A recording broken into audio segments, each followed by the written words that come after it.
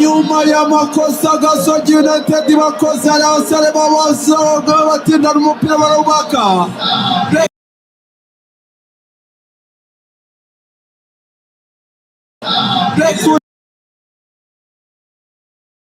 umupira ujya muri kona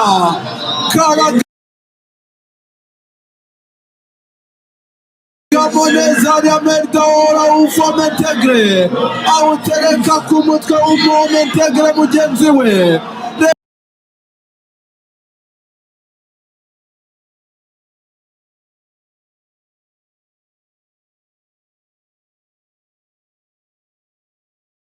kura mu mutwe hari abatereka igitego cya kabiri APRFC 2 Integre Shejibri Watara kimwe Giringiro Gilbert Arias Kadege kimwe Gasogi United ubusa aggregate ni 2 bya PL kuri kimwe cya Gasogi hatari kabisa Koraza cyane zamuwe n'umusore witwa Merdaora bita Jibril Watara umutwe mubi n'amatereka mwiza Maria amuzamu witwa Leandre Ndagijimana akiriye gukora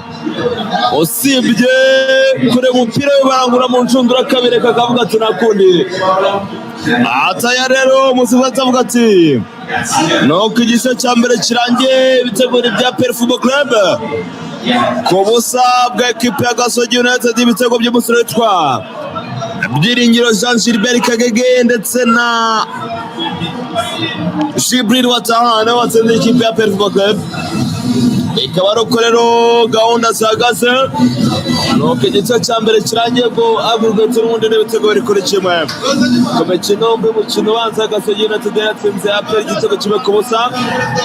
ikaba ari uko rero gahunda zihagaze muri rusange niko gahunda zifashe rero ubwo niko igice cya mbere kirangiye hano